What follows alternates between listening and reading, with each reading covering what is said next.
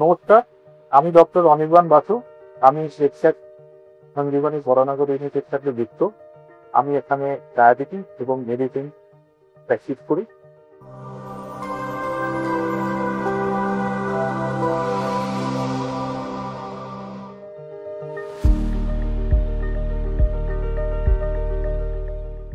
আজকে আপনাদের সামনে একটি গুরুত্বপূর্ণ বিষয় নিয়ে একটু আলোচনা করতে এসেছি। সেটি হলো ডায়াবেটিস, যেটি এই মুহূর্তে পৃথিবীর সবচেয়ে বড় কিলার ডিজিজ এবং সাইলেন্টলি যেটা বহু মানুষের নানা রকম ক্ষয়ক্ষতি করে থাকে। আমার সাথে এই আলোচনায় আজকে আছেন অপরাজিতা, যিনি আপনাদের সামনে এই বিষয়ে আমাকে নিয়ে কিছু আলোকপাত করবেন।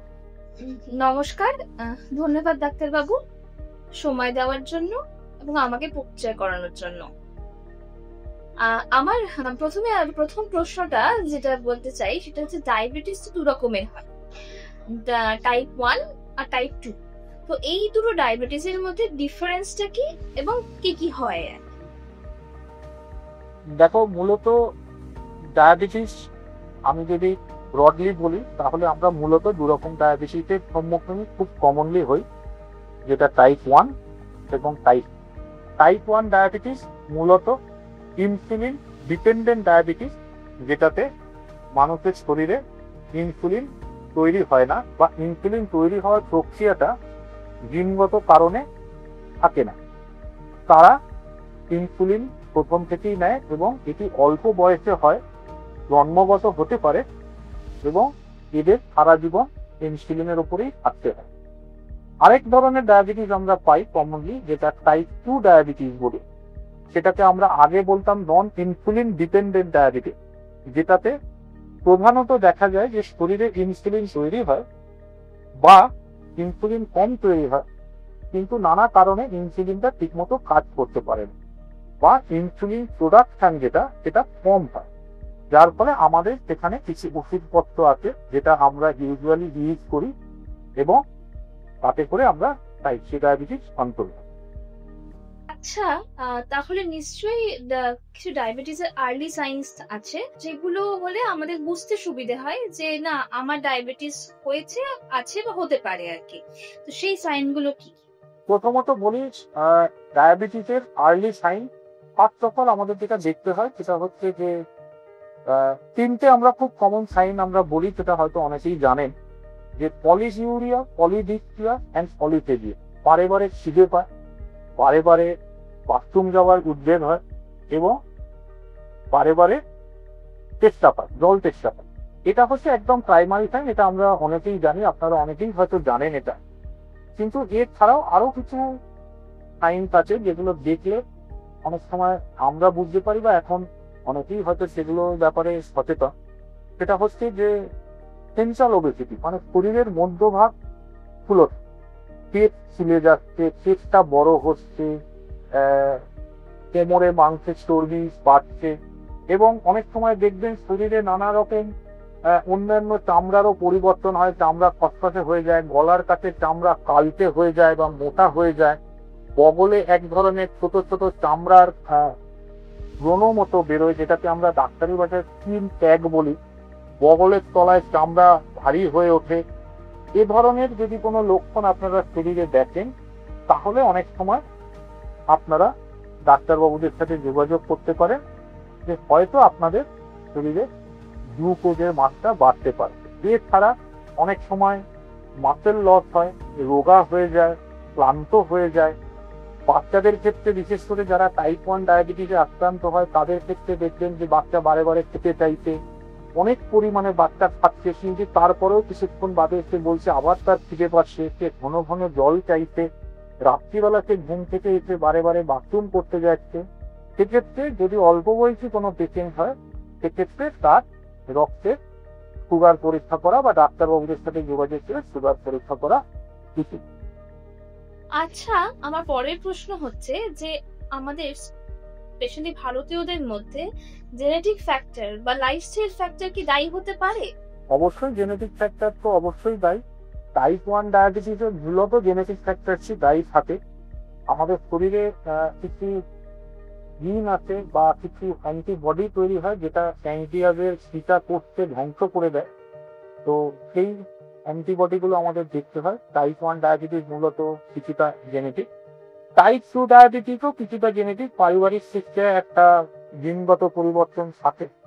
এবং সেক্ষেত্রে সেই সমস্ত পরীক্ষা নিরীক্ষা যদি আপনাদের সুগারের মাত্রা বেশি ধরা পড়ে বা আপনাদের ডায়াবেটিস ডিটেক্টেড হয়, তাহলে অনেক সময় সেই জিনগত পরীক্ষা আমরা ধরে থাকি। এবং যদি আপনি ভারতীয়দের কথা বলেন, ভারতীয়দের খাদ্যাভ্যাস মূলত কার্বোহাইড্রেট বেশি থাকে আমাদের, সেই জন্য আমাদের স্থূলতাও বেশি হয়। আমরা খাওয়া দাওয়া একটু অনিয়ন্ত্রিত করি, আমরা একটু স্বাস্থ্যরসিক প্রজাতির লোক। তো সেই কারণে আমাদের অনেক সময় স্থূলতার দরুনও ডায়াবেটিস হয়।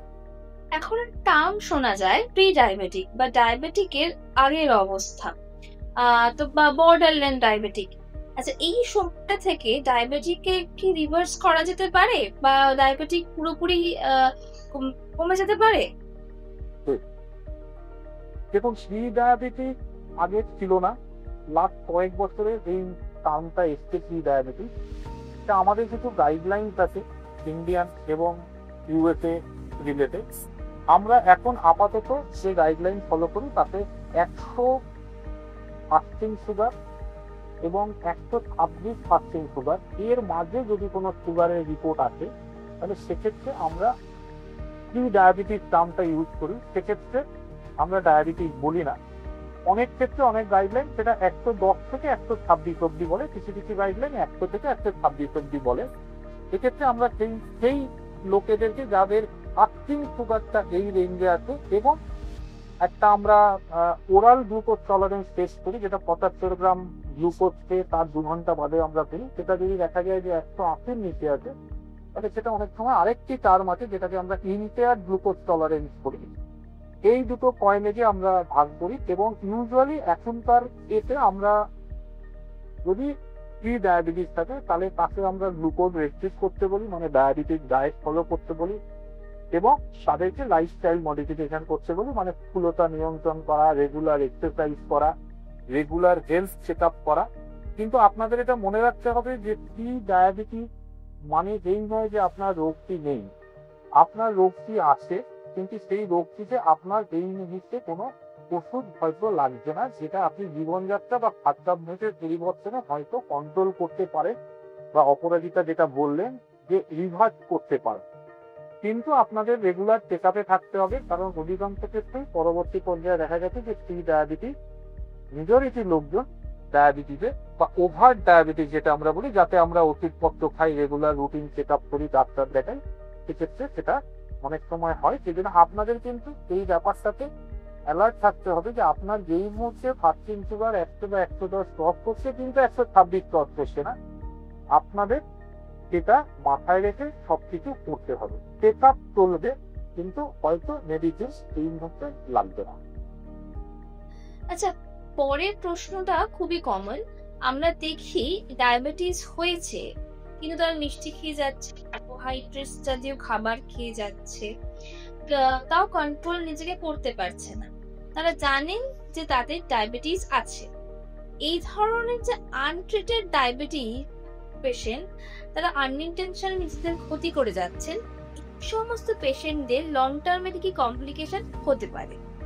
দেখো, প্রথম কথা হচ্ছে আমার যদি আজকে ডায়াবেটিস ডিটেকশন হয় বা আমি যদি হচ্ছে প্রি ডায়াবেটিস হই, সবার প্রথম হচ্ছে মেডিকেল থেরাপি, মানে ওষুধপত্রের আগে জীবনযাত্রা বা খাদ্যাভ্যাসের পরিবর্তনটা ভীষণ ভীষণ জরুরি।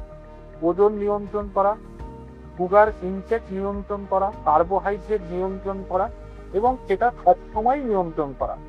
অধিকাংশ ক্ষেত্রে আমরা বাঙালিদের মধ্যে একটি প্রবণতা বেশি যে অনুষ্ঠানে খেলাম বা একদিন খেলাম বা একাধবার খেলাম, এটা আমার মনে হয় বন্ধ রাখাই বাঞ্ছনীয়। 2 নম্বর হচ্ছে আপনার যদি খাদ্যাভ্যাসের পরিবর্তন বা জীবনযাত্রার পরিবর্তন না থাকে, তাহলে ওষুধপত্র দিয়ে অনেক সময় ডায়াবেটিস আমরা কন্ট্রোল করতে পারি না।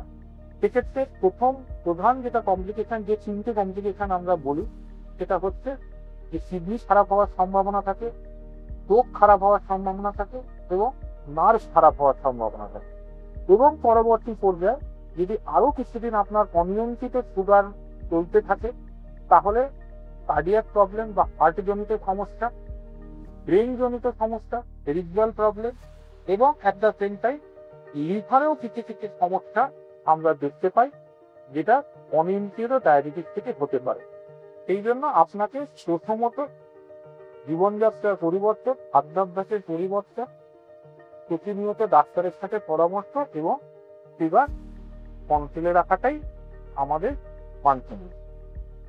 আচ্ছা, কিডনি আর হার্ট ডায়াবেটিসে কিভাবে এফেক্ট করে? প্রথম কথা হচ্ছে কিডনি হচ্ছে প্রাইমারিলি আগে ডায়াবেটিসে এফেক্টেড হয়, কারণ কিডনির কিছু কোষ আছে যেগুলো ইউজুয়ালি প্রোটিন ফিল্টার করে দেয়, কিন্তু সেটা ডায়াবেটিস অনিয়ন্ত্রিত থাকলে সেই প্রোটিন আমরা ফিল্টার করতে পারি না, সেই কোষ নষ্ট হয় এবং আমাদের ইউরিনে প্রোটিন আসতে শুরু করে এবং ধীরে ধীরে কিডনির কোষগুলো নষ্ট হয় এবং ধীরে ধীরে আমরা কিডনির রোগে আক্রান্ত হই।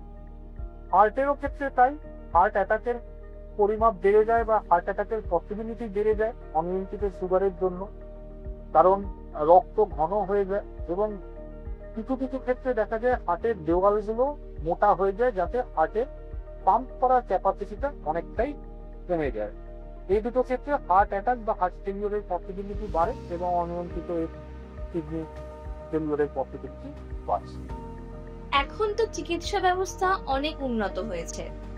ডায়াবেটিসের জন্য কি নতুন টেকনোলজি আমরা ব্যবহার করছি বা ডাক্তার ব্যবহার করছেন?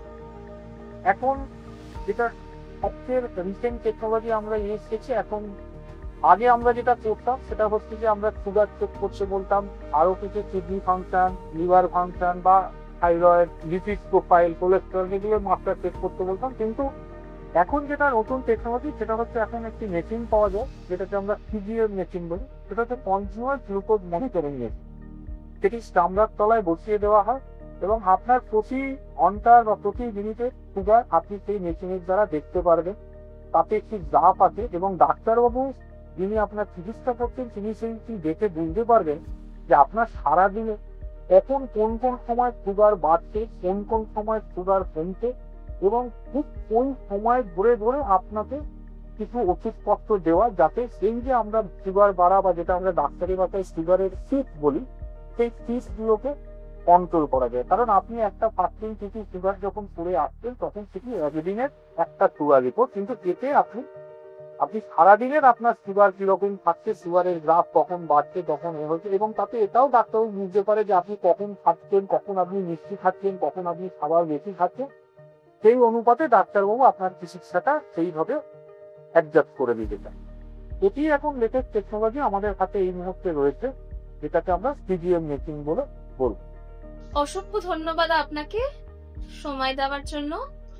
আমরা এরকম আরো প্রশ্ন পর্ব নিয়ে আসবো। আপনাদের যদি কোনো রকমের কোনো প্রশ্ন থাকে আপনারা কমেন্ট করতে ভুলবেন না। নমস্কার।